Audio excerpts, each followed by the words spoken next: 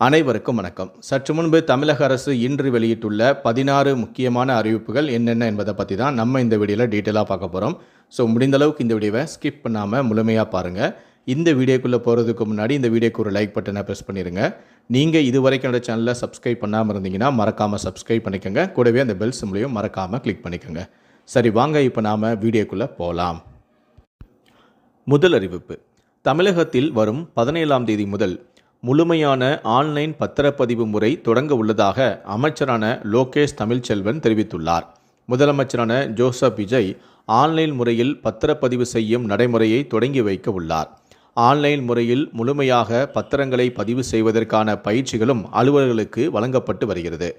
தற்போது சில இடங்களில் சர்வர் பிரச்சினை அவ்வப்போது ஏற்படுவதை கருத்தில் கொண்டு சர்வர்களின் எண்ணிக்கையை உயர்த்த திட்டமிட்டுள்ளோம் என்றும், பொதுமக்கள் வீடுகளில் இருந்தபடியே ஆன்லைன் முறையில் பத்திரப்பதிவு செய்யும் நடைமுறை பெரிய அளவில் அவர்களுக்கு உதவியாக இருக்கும் என்றும் கூறியுள்ளார்.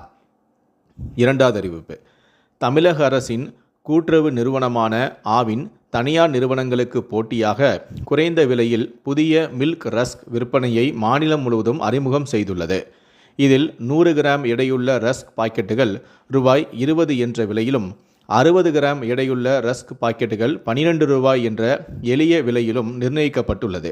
தனியார் நிறுவனங்களின் ரஸ்க் விலையை காட்டிலும் இது குறைவாக இருப்பதால் பொதுமக்கள் மத்தியில் பெரும் வரவேற்பு பெறும் என எதிர்பார்க்கப்படுகிறது. இந்த புதிய ஆவின் மில்க் ரஸ்க் பாக்கெட்டுகள் தற்போது அனைத்து ஆவின் பாலகங்களிலும் கிடைக்கும் வகையில் செய்யப்பட்டுள்ளது.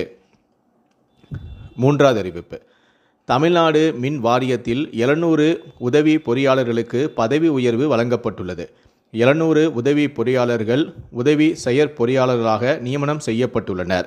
மின் வாரியத்தில் 2012இல் பணியில் சேர்ந்தோருக்கு பதவி உயர்வு வழங்கப்பட்டுள்ளது.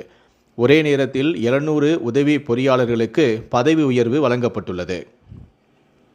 நான்காவது அறிவிப்பு: நாடு முழுவதும் நீட் தகுதி மதிப்பெண் அடிப்படையில் நடைபெறும் MBBS PDS படிப்புகளுக்கான மாணவர் சேர்க்கைக்கான பட்டியலை மத்திய மருத்துவ கவுன்சில் வெளியிட்டுள்ளது.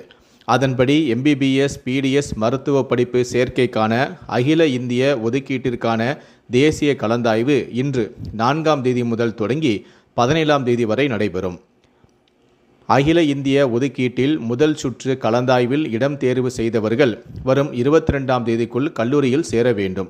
அதேபோன்று மாநில ஒதுக்கீட்டிற்கான கலந்தாய்வு வரும் 13ஆம் தேதி தொடங்கி 22ஆம் தேதி வரை நடக்கிறது. மாநில ஒதுக்கீட்டிற்கான முதல் சுற்று கலந்தாய்வில் இடம் தேர்வு செய்தவர்கள் வரும் 28ஆம் தேதிக்குள் கல்லூரியில் சேர வேண்டும். இரண்டாவது சுற்றுக்கான தேசிய கலந்தாய்வு வரும் 24ஆம் தேதி முதல் செப்டம்பர் 2ஆம் தேதி வரையும், மாநில ஒதுக்கீட்டிற்கான கலந்தாய்வு ஆகஸ்ட் 31ஆம் தேதி முதல் செப்டம்பர் 8ஆம் தேதி வரையும், மூன்றாவது சுற்று கலந்தாய்வு செப்டம்பர் 10ஆம் தேதி முதல் செப்டம்பர் 18ஆம் தேதி வரையும், மாநில ஒதுக்கீட்டிற்கான கலந்தாய்வு செப்டம்பர் 16ஆம் தேதி முதல் செப்டம்பர் 26ஆம் தேதி வரை நடைபெறும் என அறிவிக்கப்பட்டுள்ளது. அதன்படி 4 கட்ட கலந்தாய்வு மற்றும் மாணவர்களின் கல்லூரிகளில் சேருவதற்கான வாய்ப்பு அக்டோபர் 10ஆம் தேதி வரை வழங்கப்பட்டுள்ளது.